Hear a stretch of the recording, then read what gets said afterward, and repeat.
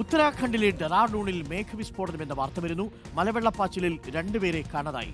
റോഡുകളിൽ വെള്ളം കയറി, കാറുകളും വാഹനങ്ങളും ഒലിച്ചുപോയി. NDRFിന്റെ നേതൃത്വത്തിൽ രക്ഷാപ്രവർത്തനം ഇപ്പോഴും തുടരുകയാണ്. ആദിൽ പാലോടുണ്ട് കൂടുതൽ വിവരങ്ങളുമായി. ആദിൽ പാലോട്, ഡെറാഡൂണിലെ മേഘവിസ്ഫോടനത്തിന്റെ ദൃശ്യങ്ങൾ ഭയപ്പെടുത്തുന്നതാണ്. നമ്മൾ നേരത്തെ ഉത്തരാഖണ്ഡിലൊക്കെ കണ്ടതുപോലെയുള്ള ഒരു സാഹചര്യമാണോ ഇവിടെയുള്ളത്?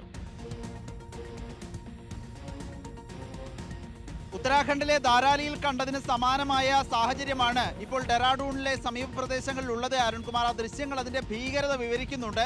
വലിയ മഴയായിരുന്നു, കനത്ത മഴയായിരുന്നു ഇന്നലെ രാത്രി മുതൽ ഉത്തരാഖണ്ഡിന്റെ വിവിധ ഭാഗങ്ങളിൽ പെയ്തുകൊണ്ടിരിക്കുന്നത്. ഡെറാഡൂണിൽ മേഘവിസ്ഫോടനം ഉണ്ടായി എന്നുള്ളതാണ് റിപ്പോർട്ട്. 2-3 തവണ മേഘവിസ്ഫോടനം ഉണ്ടായി. മലവെള്ളപ്പാച്ചിലിൽ വെള്ളം കുത്തിയൊലിക്കുന്നത് കാണാൻ കഴിയുന്നുണ്ട്. നദികളിൽ ജലനിരപ്പ് ഉയർന്ന് വീടുകളിലേക്ക് വെള്ളം കയറി, വീടുകൾ തകർത്തുകൊണ്ടാണ് ഈ മലവെള്ളപ്പാച്ചിൽ പോയത് എന്നതുകൂടി നമുക്ക് ദൃശ്യങ്ങളിൽ കാണാൻ കഴിയുന്നു.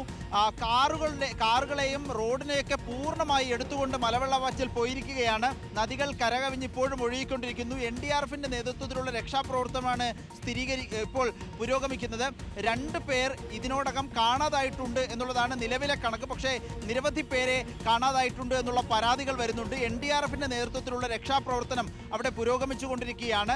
ഇനിയും മലവെള്ളപ്പാച്ചിലിന് സാധ്യതയുണ്ട് എന്നുള്ളതാണ്. മേഘവിസ്ഫോടനത്തിനടക്കം ഉത്തരാഖണ്ഡിലെ ഡെറാഡൂണിൽ സാധ്യതയുണ്ട് എന്നാണ് കാലാവസ്ഥാ വകുപ്പിന്റെ നിരീക്ഷണവും മുന്നറിയിപ്പും. റെഡ് അലർട്ട് പ്രഖ്യാപിച്ചിരിക്കുകയാണ് ഡെറാഡൂണിൽ. ഏതായാലും വലിയ ഒരു ദുരന്തമാണ് ഡെറാഡൂണിൽ ഉണ്ടായിരിക്കുന്നത്. ഇന്നലെ രാത്രി മുതൽ തുടങ്ങിയ മഴയാണ്. ഇന്ന് രാവിലെയാണ് മേഘവിസ്ഫോടനം ഉണ്ടാവുകയും മലവെള്ളപ്പാച്ചിൽ ഉണ്ടാവുകയും ചെയ്തത്. റോഡുകളും പാലങ്ങളും ഒക്കെ ഒലിച്ചു പോയിരിക്കുന്നു. ഏതായാലും രക്ഷാപ്രവർത്തനം ഇപ്പോഴും പുരോഗമിക്കുകയാണ്. അപകട സാധ്യതാ മേഖലകളിൽ നിന്ന് ആളുകളെ ഒഴിപ്പിച്ചുകൊണ്ടിരിക്കുന്നു. അതീവ ജാഗ്രതാ നിർദ്ദേശമാണ് ഡെറാഡൂണിലും ഉത്തരാഖണ്ഡിലെ വിവിധ മേഖലകളിലും നൽകിയിരിക്കുന്നത്. അരുൺകുമാർ.